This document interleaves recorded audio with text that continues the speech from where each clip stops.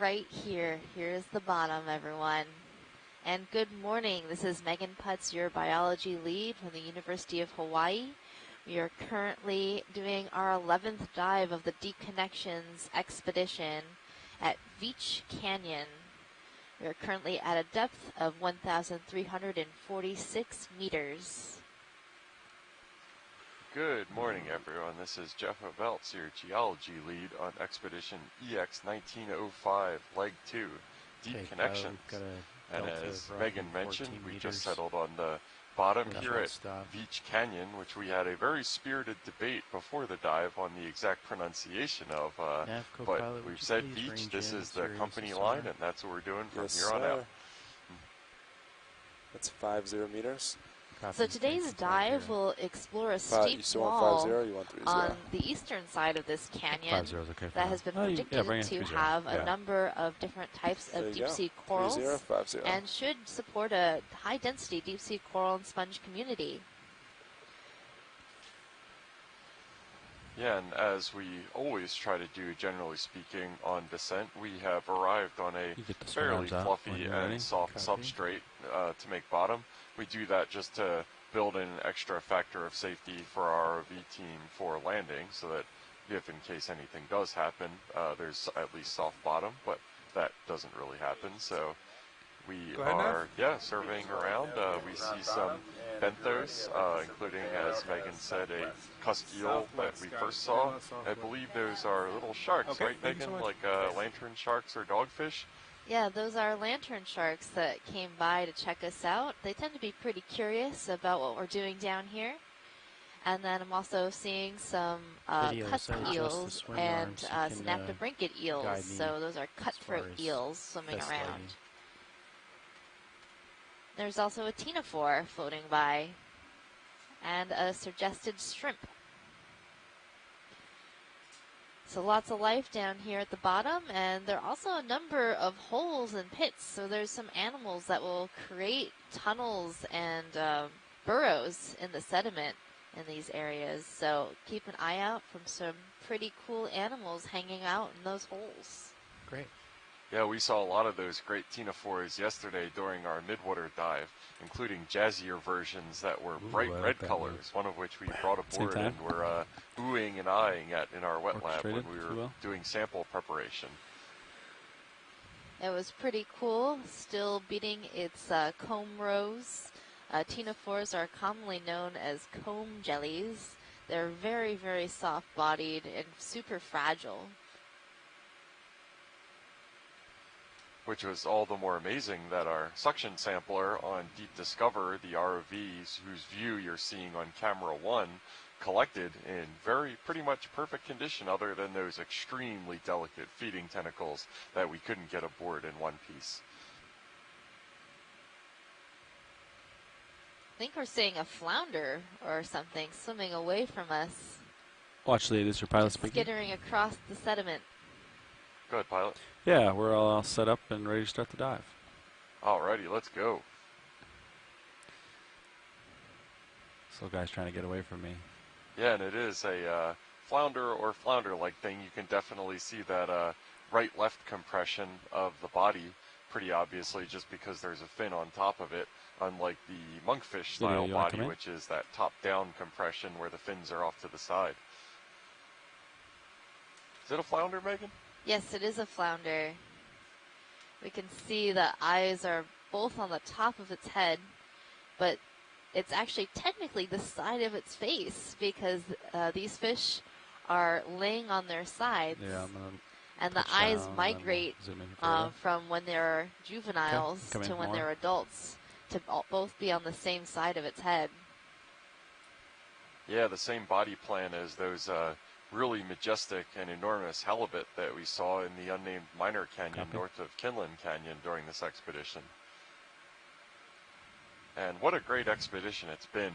Deep Connections is all about the connections between the shallow water and the deep water via submarine canyons and seamounts, and it's also about the transboundary nature of the expedition between the United States and Canada.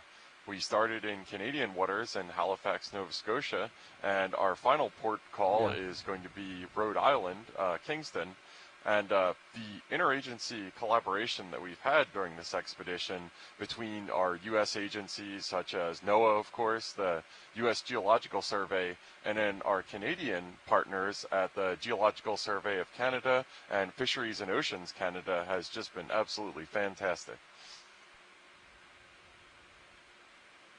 Yeah, I'm getting closer to him. All right, here we go. And that brings me to one of the points that I like to speak about is there are no boundaries in the ocean, like the stark lines you see drawn on a map. The ocean is our life force that connects all of us, from the shallow waters in the continental shelf to the submarine canyons that we're studying today, and the seamounts and abyssal plains within our oceans. And these deep sea areas are connected to all areas of the world, in the same way that the ocean connects us to our neighbors like Canada and countries across the globe. And as stewards of the ocean, it's our responsibility to conserve, protect, and learn from these areas and I think it's real. explore our natural resources. Maybe you want to sneak over there, pilot? See what that is real quick. Absolutely, and we've gotten some great views of these natural resources already. And as you said, Megan, on the no boundaries points, a lot of the fauna that we've been seeing at these various dive sites have been a lot in common between the Canadian and the U.S. dive sites. There's not any sort of sharp truncation or anything like that. We've seen a gradual change of the faunal assemblage on various predictors that we know are responsible for changing creature distribution, such as depth range or just geographic distance. But by and large, when we're doing these transects across, say, Canadian canyons and U.S. canyons, we're seeing a lot of the same creatures.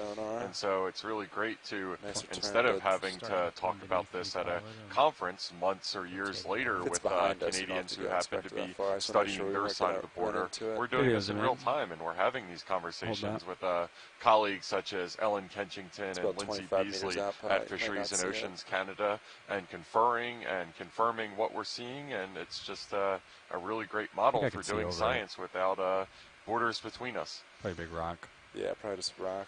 Probably recenter. And our explorations even go throughout our social media accounts. There are people around the world who are sharing the imagery that we're collecting today, and that connects us to scientists around the world who are experts in areas. I've met so many new people just on this expedition alone who are experts in different groups of animals, and they've shared their knowledge with me, and it's been a great learning experience, not just for me, but I hope for all of you as well. I'll start to get that in, probably a few minutes, 5 or so before you feel it. Copy. Understood. Fish hanging out in the water column with us. I'll try to go for these 2 long ones video. Go ahead, Survey. Yeah, so this seems to be a pretty typical self-sediment benthic faunal assemblage that we've observed during these dives so far. A variety of eel-like creatures. We saw one of our awesome pancake urchins a minute ago, some flounders, and if we took a look at the actual sediment itself, I'm sure we would see a number of forams and potentially some crabs or some small spot lobsters, and this thing. This thing is a type of fish in the family Moridae, commonly known as the hakes or codlings, and we often see them in these soft sediment areas, resting near the bottom. They're pretty conspicuous because they have this long fin ray on their dorsal fin that's sticking straight up.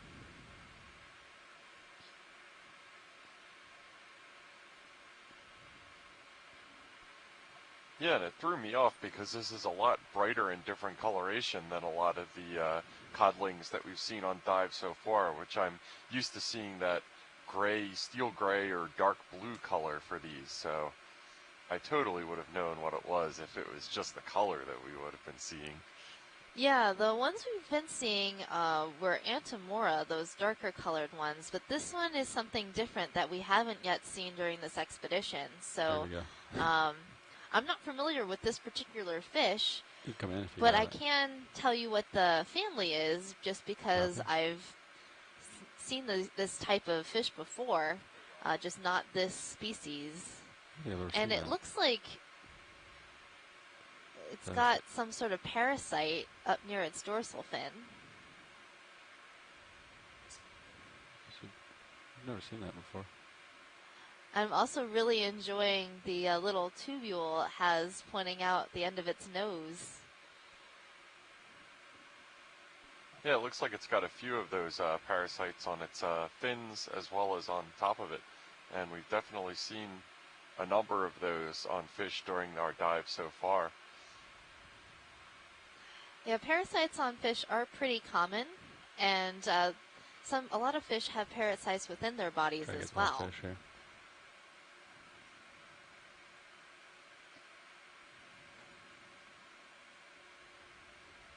There you go.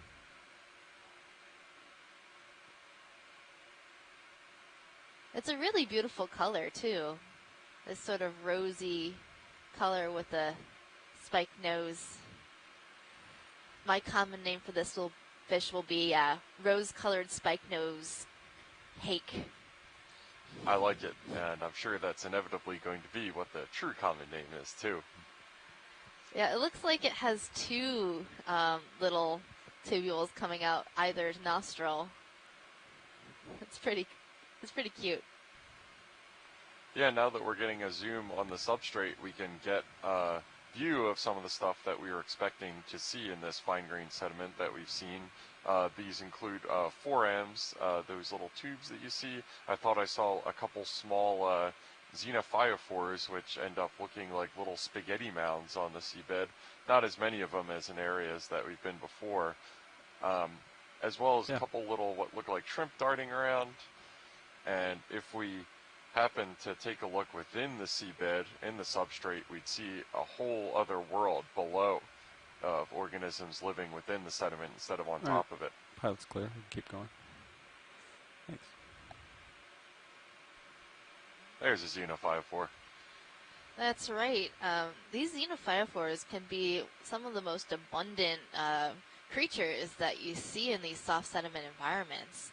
They're not actually animals, but protists, and that means it's a single cell that makes that giant mass that we're looking at. So these protists actually form these homes, basically, and what I find really interesting about them is they are the largest single-celled organism that we know of, and they are multinucleate, which means they have multiple nucleuses within their cell, and that helps them, control this very large cell body that they have. And I'm going to assume that the actual structure of the house that they build is pretty soft. Is that correct, Megan? Yeah, it's formed of the sediment around it, sort of held together with like a mucus. So it would break apart quite easily, and they are very hard to collect because they are so fragile. One of the best ways that I've seen one of these collected was with a push core. So they put the push core over the xeno and just pushed it down enough so that they could extract that top layer of sediment, preserving the structure of this house. I figured it was pretty soft because there are no other obvious organisms taking advantage of the structure that it provides. Anywhere else, when we see any sort of hard object on the seafloor, whether that's a rock or some creature like a tube anemone or something creating relief, it just ends up getting used by a whole bunch of other organisms as substrate, even though it's not necessarily the seafloor itself in the form of a rock or something like that. So I figured these are pretty delicate if they're not being used by other organisms. Yeah. And what's really impressive to me is these structures can get rather large. I've seen some that are 30 centimeters across almost. So they can become relatively large for just such a small single-celled organism. And pilots for your awareness, that artifact inside these fine sediment benthic environments hasn't really changed. are really neat. I'm pretty sure and there's Sirius a lot to see on them. I don't think that's real as anymore. we are making our transit, we are looking for steeper and taller things. We are gradually transiting to the northern wall of Veatch Canyon, where we identified a really steep area of terrain that is probably sheer rock outcrops of the type where you will see some of your lovely, charismatic, encrusting organisms like deep-sea corals and sponges that captivate us so. All right, coming up. They do captivate me. Our last dive on Retriever Seamount was just absolutely amazing, with just sponges and corals encrusting every surface. We looked at huge coral fans, massive corals, and massive sponges. I just couldn't stop saying the word sponge. It was great. I was worried that you were going to say sponge enough times to reach the critical stage where you were going to go on a sponge rampage again, Megan. Well, I might if we see that many sponges again today. Okay, video, come in. Lonely urchin here. So if I had to guess, we're going to see those sheer rock outcrops at about a depth of 1,250 meters. And I'll bet somebody the first coffee when we get into port. Yeah, I wouldn't be willing to bet against you, Mike. And that was Mike White, our mapping lead on the expedition, with that very well-educated conjecture. Mike has kind of a sixth sense for the areas where we'll see this kind of incrustation, the biology that we're always after. So it would be a fool's errand to bet against them. It looks like there's a very small fish underneath this urchin. This is a pancake urchin in the family Echina30, and I just see this tail of this fish poking out. I wonder if the fish is alive and it's hiding underneath there, or if this urchin is actually feeding on a fish.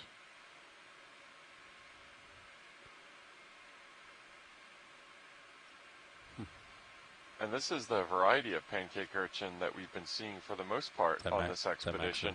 Well, we did a couple dives ago. I think it was on Bear Seamount, see one of these that was entirely white instead of just having white little hooves to gallop around on the seabed with. It looks like these little hooves are formed with the tissue over them, and then they lose that tissue. You can see the newer, shorter walking legs are all that sort of purple color that you're seeing across the entire urchin, but the longer hooves are bare and clear. Okay, I'm rotating down, pilot. Well, it looks like the fish is moving its tail, so I'm assuming it's still alive and using this urchin as shelter. Yeah.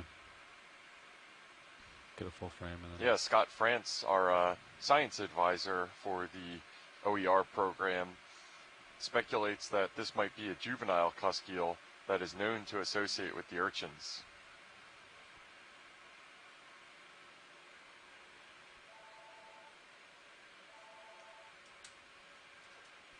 That's a pretty common strategy for these small fish to hide out near or in the either tentacles of an enemy or the spines of urchins for protection from predators. Great. Thanks. We'll take off. And in an area like this, where there aren't any corals and sponges to hide in, having a place like an urchin that's full of spikes can be really advantageous to these small fish and other small animals that would make a tasty meal for some of these larger fish. Oh, check this out. The hake is trying to swim into that hole. Good time. I'm rotating down some more. I wonder if there's a tasty snack in there.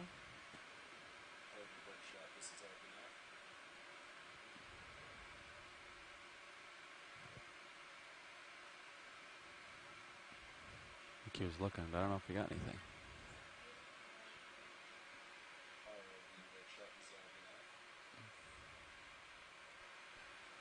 Yeah, either that or it's using the relief of that burrow to kind of hide from what it might view as a predator in Deep Discoverer. Deep Discoverer is very large, the lower part of our two-body ROV system. Yeah. Well, it looks like there's somebody home in that hole. Looks like maybe a crab is in there. Okay, I'm rotating. So crustaceans like crabs are known to make burrows like this in the sediment. Starting to get above you, but you still have time. And but it's just for your awareness, looks like the return temperature on the heat exchanger for the winch is a little high right now. So that's Lars probably is a red crab call that's in that check it burrow. out. Just be for your awareness. Pretty common in this area of the ocean. We've seen a number of them on previous dives during this expedition. You've seen his right arm. Yeah, I think making an appearance just to confirm your tentative identification. So, what might be going on here, Megan? I don't think that crab is too happy that the fish was like all up in his, business here. Go ahead. Hey, our RV winch just, It's like when you get solicitors at your door front. Yeah, door-to-door salesman was just what I was thinking. Yeah. It looks like it's touting monthly low payments, and the crab is having none of it. Yeah. He just called me right now. I'm gonna if I can't find, I'm gonna make a pipe for him. Okay, great. Yeah. Thank you. Okay, He's on the offensive. still got time. That's maximum. Yeah, that was a back. pretty interesting rotate interaction around there. I'll take off pretty soon. Okay. Yeah, ship stop. Well, when but you someone might tries wanna- to steal your home, Taking Right, off time. you video. kind of have to Yeah, let them This group know go. what's up. All right. I got to keep going here. We got ground to cover. So as we're moving on between camera views here, I just want to correct something we had announced this morning on our pre-dive call. So this is Mike White, your mapping lead. We did some mapping overnight trying to investigate known seep sites on the Atlantic margin here. This was work that goes back to the EX and a long time ago, about 5, 6, 7 years ago. The EX started collecting multi-beam water column data and identifying seeps along the Atlantic coast prior to really anybody recognizing that they were indeed there. And so today we have a lot of research and a lot of known seep sites along the Atlantic margin here, particularly where you have the shelf break. Last night we ran over some known seep sites and reconfirmed them within our EM302 multi-beam water column data, and these seep sites are located in between Veatch Canyon, where we're diving today, and Hydrographer Canyon, which is just to the east of us. One of the reasons we run over these seep sites with our multi-beam when we're in the areas is these seep sites have been well documented in scientific literature to be relatively ephemeral. Essentially, they can shut on, they can shut off, they can shut off and then appear again some hundreds or tens of meters away. And so I know there's some folks on shore, including Tim Shank, who has a follow-on cruise after this, will be interested in looking at these seep sites, and some colleagues at USGS, including Carolyn Ruppel and Adam Skarkey as well, down at University of Mississippi. You got it. You can zoom in on the rock video, frame it up, see what we got on here. All right, and Hey, we Bats, have and as we our learn more, first rock of the I think dive, we should go off winch for which a little bit. we So can I'd get say all excited get about. a comfortable position. We'll just pause This to learn one more. was almost certainly sourced All from right, the I canyon probably want to walls pull in back one a of couple those more steeper meters, areas that Mike Yeah, has copy found that. us, and probably fell off the wall and made its way to the axis of the canyon right now. All right, I'll stay This off looks the like beach. really old Thanks. and consolidated material, heavily encrusted hold that. with Let's see if there's any sponges, look subject like on demo here they like. sponges, as well as an anemone. This looks like a preview of the dive to come. And uncrusting demo sponges. Andy, do you want to switch pretty soon? Sure. Okay. Here we go, folks. There's like So many current demo coming from my sponges. starboard to my Looks like port. we have a couple I always different end up kinds on this turning my one head rock. into the current. See that? I always do that. These demo sponges So are in the right now it's Pocilla kinda sclera, in your face. and we call them I don't know. See the encrusting touch one looks because straight back. they have a very, very thin some reason I body keep that setting up my covers heading the to outside of a rock. And as we look closer at them, you can can see zoom the in. small holes Yeah, and yep. channels, and that's how the sponge brings water into its skeleton and Okay. filter feeds through pumping water through those holes and channels. And as we're getting a zoom on this rock here, it looks like we are probably back into the domain of sedimentary rocks, unless this is an interestingly colored carbonate rock. What it is definitively not, I think I can say, is igneous, which is the vast majority of material that we were seeing on our seamount sites during the last couple dives at Retriever and Bear Seamount. Right, and that makes all the sense in the world. These canyons are generally built out of sedimentary sequences of material as opposed to the seamounts, which were generated by hot spots coming up through the Earth's mantle and breaching through the lithosphere, being formed in much the same way as the Hawaiian Islands are today. Sure, we can do a quick grab. Submarine canyons are generally incised or cut into the continental margin, and the material that they're cutting into is primarily thick packages of sedimentary material, which is deposited at the continental shelf edge, primarily during sea level low stands, when glaciers are at their southernmost in the northern hemisphere extent. The climate is a lot cooler. The continental shelf is not covered with water, it's exposed to the air, and rivers on land are cutting across the continental shelf and depositing these really thick packages of sediment at the continental shelf edge instead of at the land's edge where it is right now today. Alright. I'll line back up with you and push out here. Copy.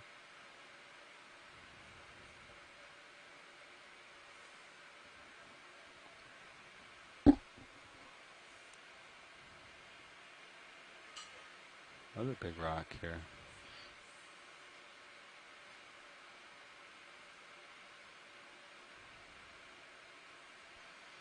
Yeah, and I think we know we're getting relatively close to the canyon walls just by the increase in the number of these clasts that have fallen off the canyon walls. You can see the current really well in Sirius view right now.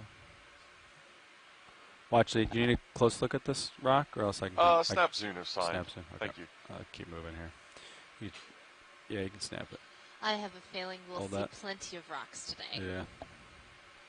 Yeah, and based on the kind of pitting on this rock right now, that can be characteristic of carbonates, so I think I might revise my assessment to be that. There are also known large sequences of carbonate materials along this margin as well, which would have been formed during times when reef building, the climate and water depth was favorable for reef building. Okay, I'll get a little further and so you get thick sequences of carbonates such as are being deposited in the Caribbean region and the southern Florida region today.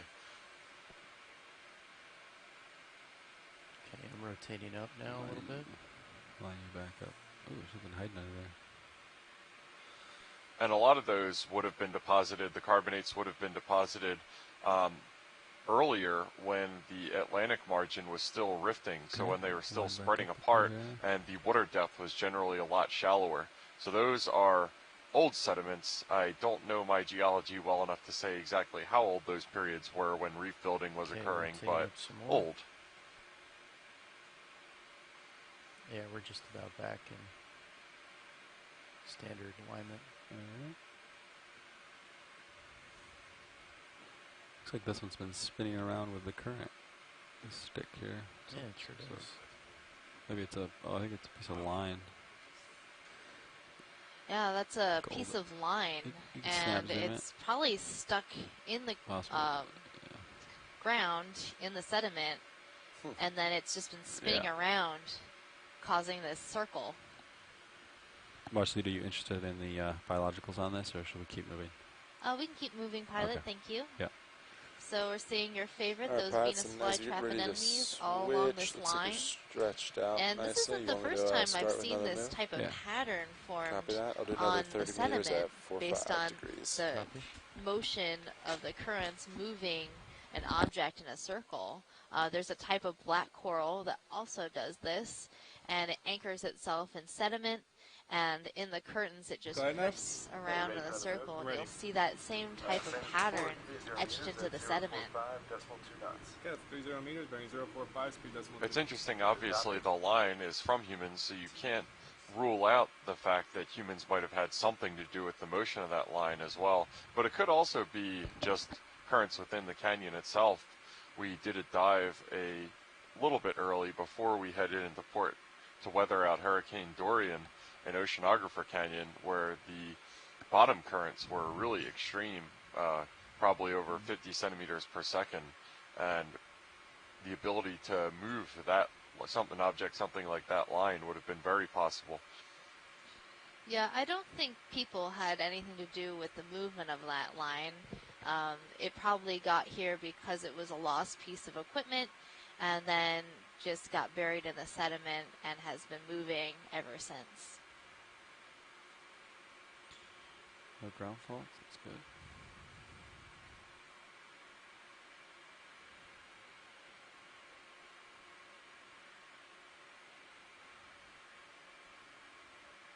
That was a 4-5 move, right? We're seeing a number of these burrows again, perhaps with more crabs living inside.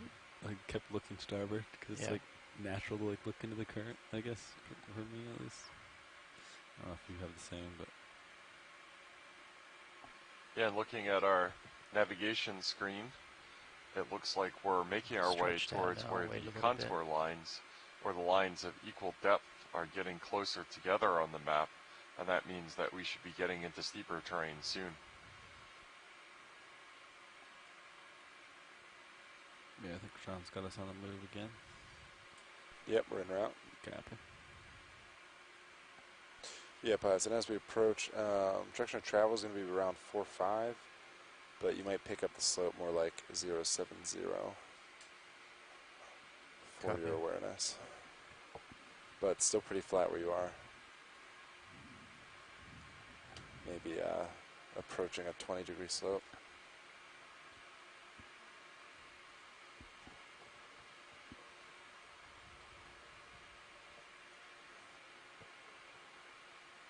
Onward and upward.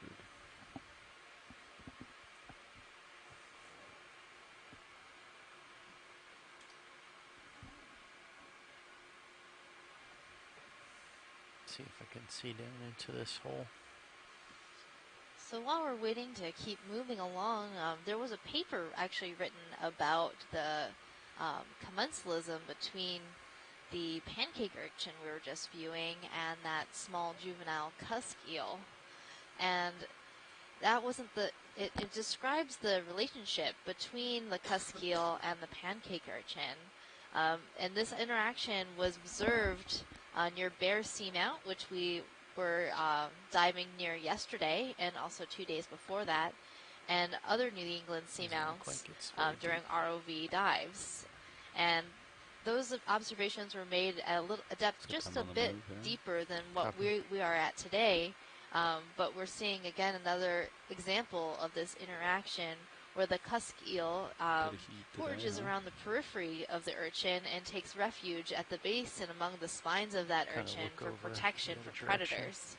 So that's really a neat interaction that I wasn't expecting to see, but also another data point supporting this interaction between urchins and cusk eels.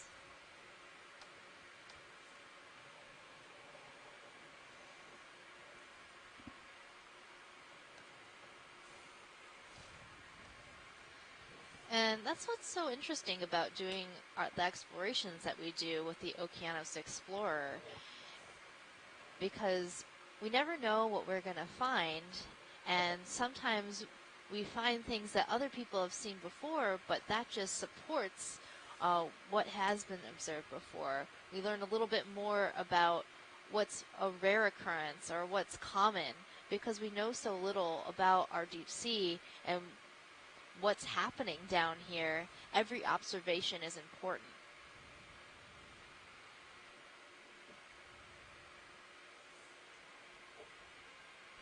Yeah, this canyon, Veatch Canyon, has been dove before by numerous ROV dives, including previous Okeanos ones, but when your total number of observations, ground truthing, is less than 10, each observation is pretty heavily weighted.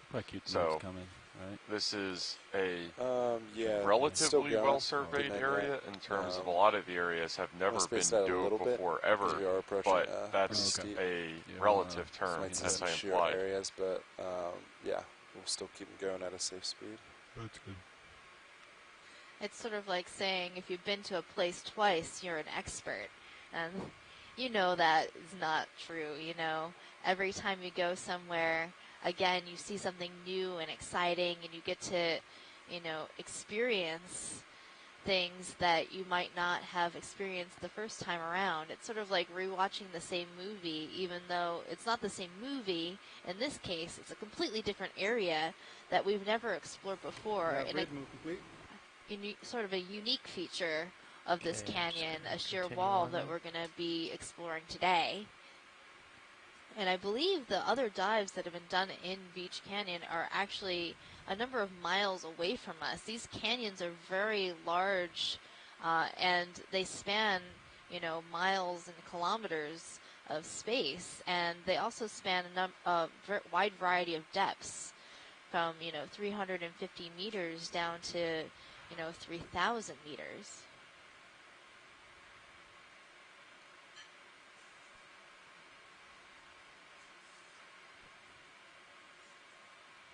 Oh, there's a cutthroat eel coming into view with one of those extremely large copepod parasites on the side of it. We can go in partial video. Kind of looks like a streamers. Big parasite.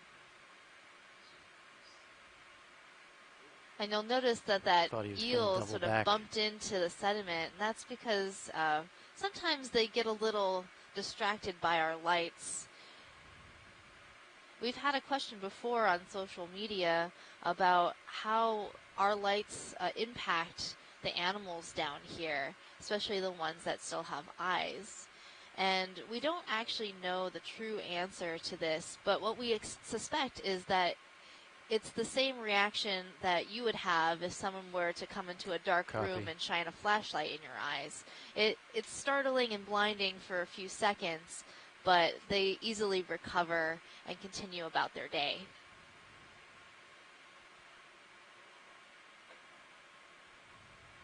Copy.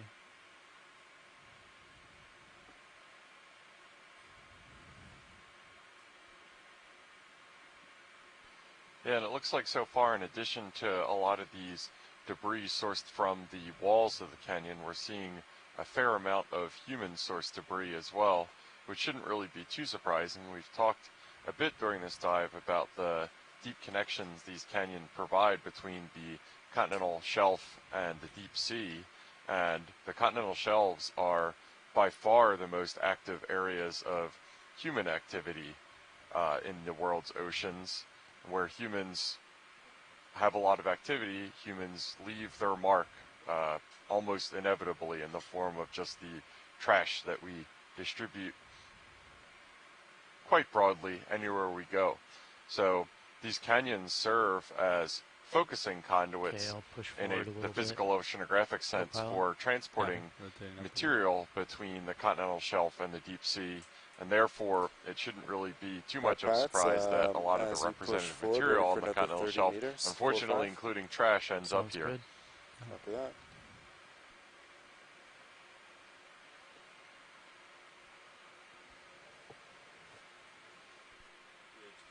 So now we're seeing one of those darker colored hakes, the Antimora swimming by. That's what we've had been seeing on our previous dives, and the first fish that we took a good look at today was another kind of hake that was of a different color and had very interesting projections on its nose.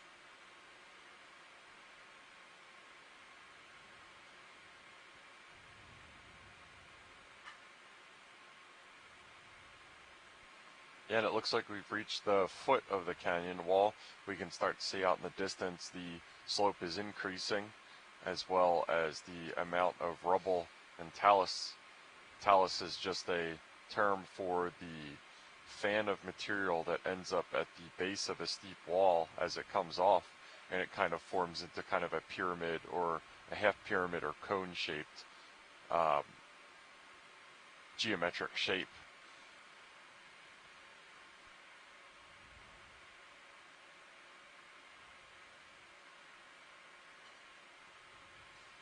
And you probably also have noticed that we've been seeing a lot of fish today during our dive. And that's pretty common in soft sediment areas like this. Fish use these areas as feeding grounds, and they tend to associate with rocks and other large objects and hard spaces and corals and sponges as well during non-feeding times.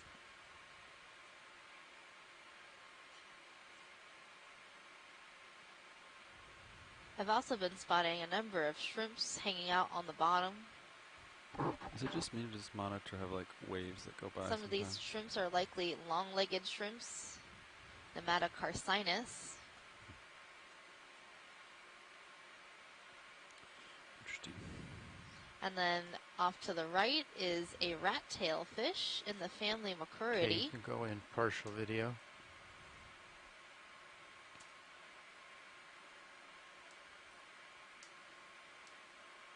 Okay, you can go in as you, I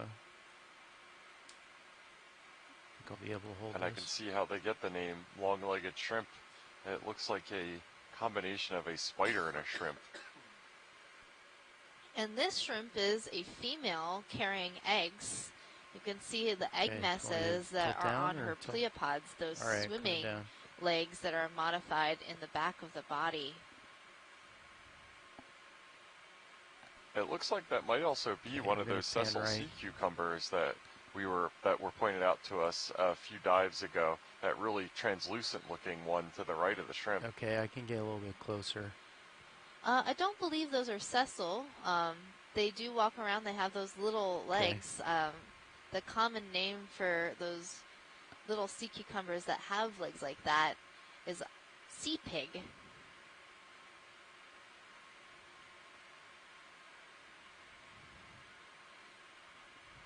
And those are extremely small sea cucumbers. I'm used to seeing them be pretty hefty in size. Okay. But of course, things come in all sizes within the deep sea. Sometimes you see extremely large organisms, like the giant isopod, Bathynomus, or you see extremely small organisms. All right, yeah, we still got time. There's a fish right to the right. And it looks like this shrimp has picked out a shallow divot in the sediment to hide from predators as she incubates her eggs.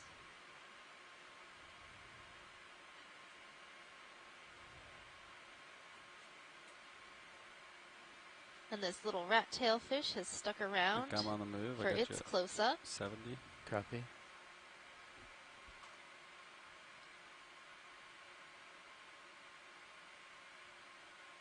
And rat-tails are one of the top predators here at this depth in the ocean. You can often see them up in the water column swimming around or associated close to the bottom like this one is doing. Toe print.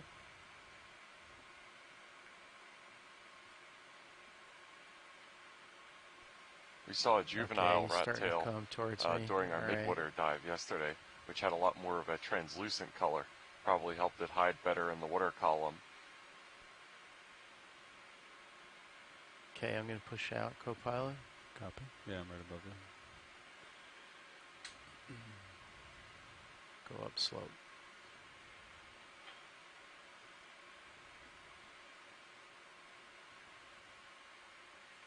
And I'm certain we'll see a lot more rat-tail fish. There's one off in the background. They tend to be quite abundant in some areas. And one way to census these fish, because they are top predators, is by deploying baited traps with a camera attached to it. And once the trap makes it to the bottom, the fish will start to come towards the scent of the food that's out there, and you can capture these fish on video, recording the first time you see one, and at the time that you see the most fish. And that can give us a sense of the response time, how many are in the area, and also how big these fish are and what species are in the area.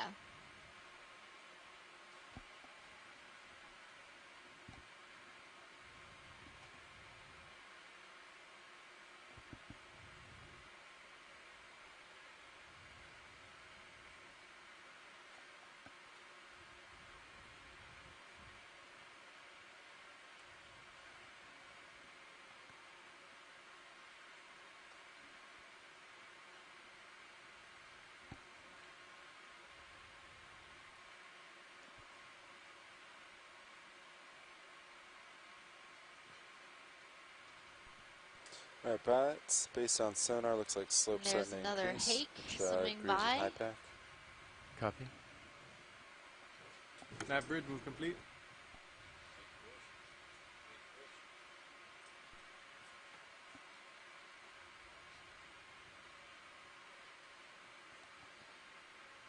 Another rat tail fish.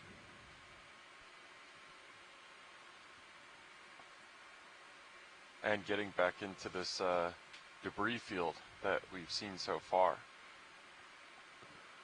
Sourced from the canyon walls, almost inevitably. So, again, we'll be looking for that 1,250 meter approximate range that our mapping lead, Mike White, told us that we'll start getting into the really steep stuff that he identified from seafloor mapping data that was collected during previous Okeanos expeditions. I really learned to trust the word of Mike White because he's always been correct about high-density deep-sea coral and sponge communities. Every time he's chosen a dive site, they've been there. I think he takes a lot of professional pride on that, as well as he should.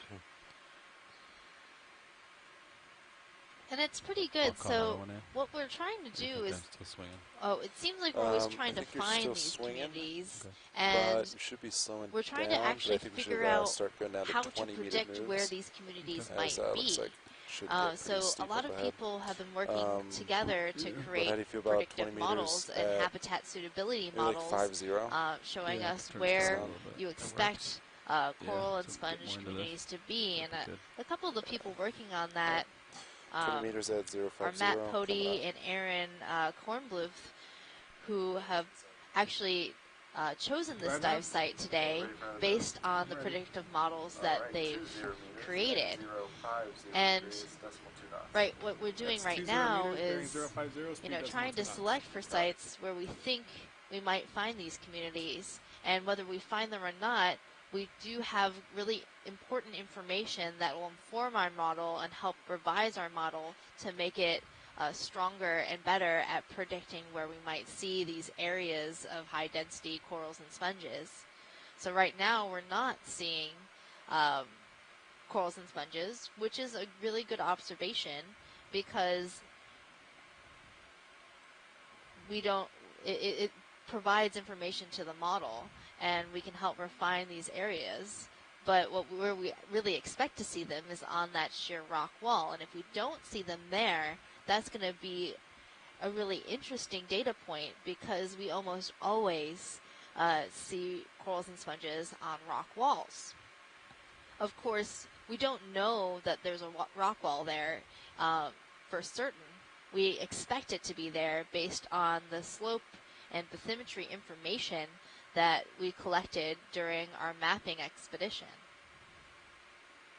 Yeah, definitely getting steeper. And a lot of these models are based on different parameters within the bathymetry and within the water column. So we're looking at things like temperature and depth, slope, rugosity, and many other things that help influence the settlement of corals in certain areas. And we know a little bit about what makes a good habitat, but we're trying to learn more. That gap pretty soon.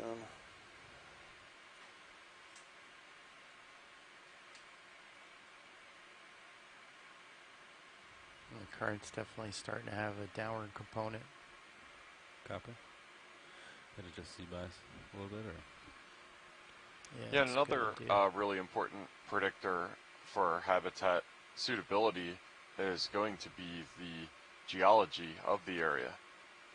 Only certain deposits of material can have the mechanical strength that over a vast amount of time, once they've had all the water squished out of them and been cemented together by chemical processes, will be able to form those sheer rock walls. And so mapping out the location of how far those formations laterally extend that are able to form these sheer walls instead of just crumbling over their own weight under time could be a first order predictor of where we might be able to see these corals and sponges. And the U.S. Atlantic margin is one of, if not the most well-studied passive continental margins in the world. So there has been a vast amount of mapping work that has been done on it, particularly during the 1970s and the 1980s, when there was the possibility of it being open for oil and gas exploration. That didn't come to be, but a lot of the geologic framework work that was done during that time has given us this wealth of knowledge regarding the margin. Unfortunately, even though the data are collected, going through the data, which includes seismic sub-bottom profiles and bathymetry, to interpret and kind of trace out the boundaries of those various geologic formations is a really arduous and time-consuming process. A lot of it has been done so far by a lot of folks at the U.S. Geological Survey, such as Jason Chater and Jenna Hill, but there's still just so much work left to done in terms of demarcating those areas.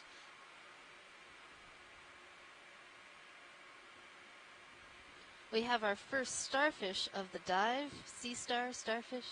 I think the most accepted term is sea star, but it's hard not to say starfish. But they're technically not fish, right?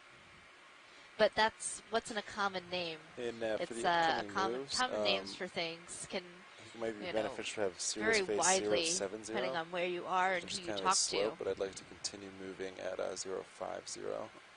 If that works with pilots. Cut it a little bit. Copy. Yeah, so kind of face Sirius facing the slope, just in case. It's a pretty kind of cut nondescript star at this point, a white 5-pointed star. I'm into that. I'll turn to starboard. And as we get closer, we'll be able to see different features on this animal that will help us determine what it is.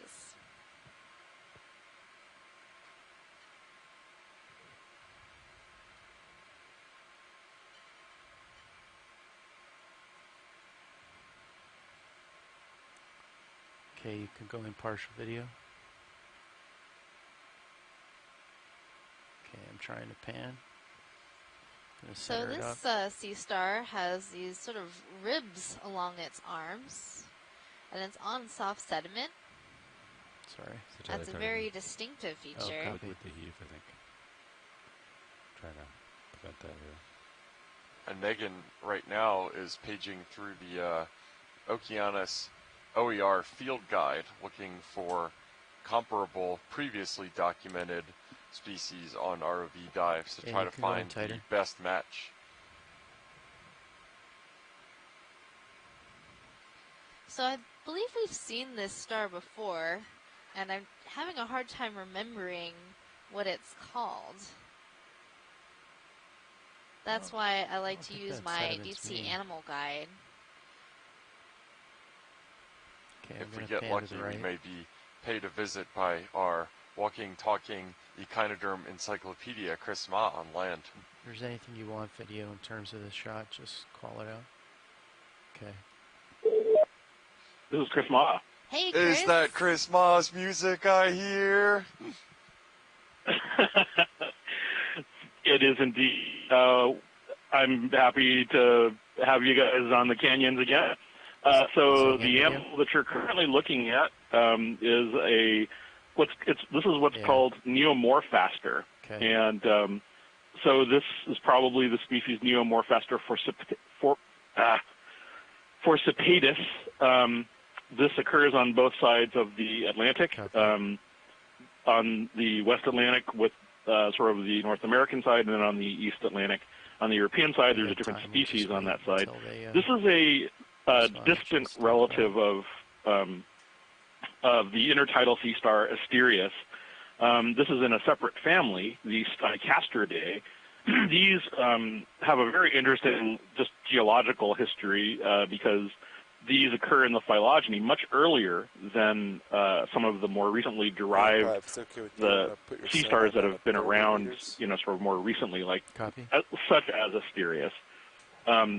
And this particular animal occurs, if you're in the southern hemisphere, you can still see representatives of this family intertidally, but in the northern hemisphere, most of these animals occur in the deep sea. And there are actually fossils of animals that are very similar to this in the Cretaceous. so, you know, even though a lot of people dislike the phrase living fossil, you see a lot of animals such as this, which sort of demonstrify that term in the sense that you have living animals which resemble things that are in the fossil record.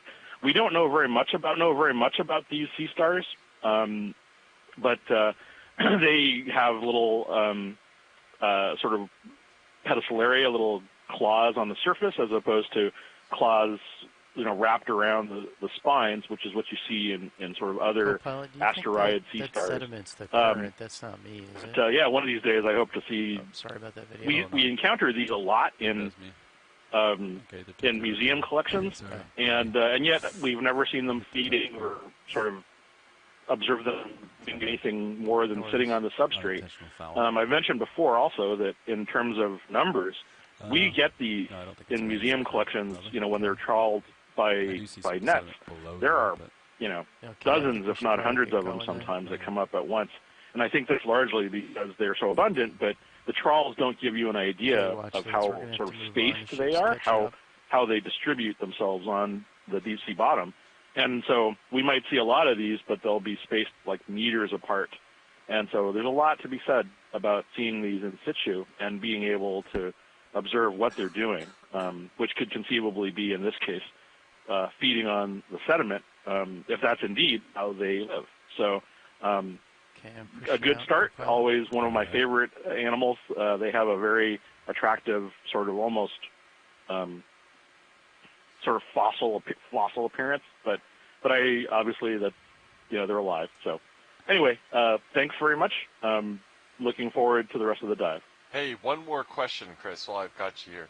I know holothuroidians aren't as in your wheelhouse as echinoderms, or maybe those are, one is within the other. Sea stars. Both of them are echinoderms. Yeah. So those little, like, translucent, like, sea cucumber-y looking things that we've seen a couple times on the dive so far, do you have any insight into what those are? There was one that was... Copy. Yeah, I saw it while we were looking at the Neomorphaster. I'd need to... I'm not as good with those smoking numbers as other people, as I am with other groups of echinoderms. I recognize the more familiar ones. That was one of those small, sort of swimmy ones, and especially when they're tinier, they're, to me anyway, they're difficult to recognize.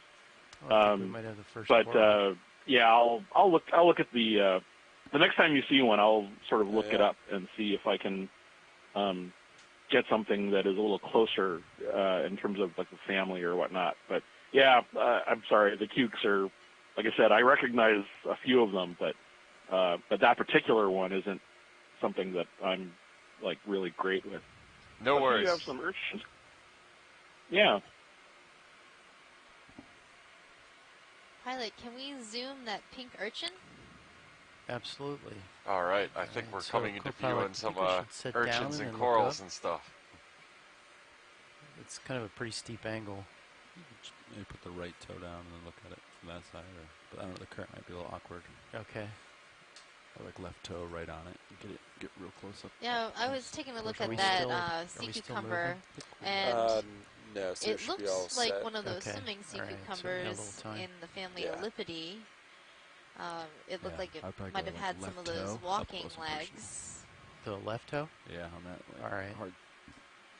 I don't know. And I really like watching them do their swimming thing. Right? They sort of bend halfway down their body and then just sort of similar angle. Do these crunches in order to move in the water. All right. So should we? I think we can keep the lowers out for this. Yeah, I'll keep an eye on them. They should be good though. Can always stir them up a little bit.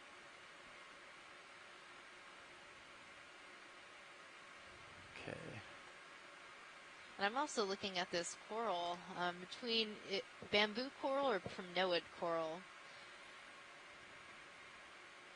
The way it's sort of only moving a little bit and it's more white color makes me think primnoid, but it's also a little yellow, so it might be a bamboo. And the only way to tell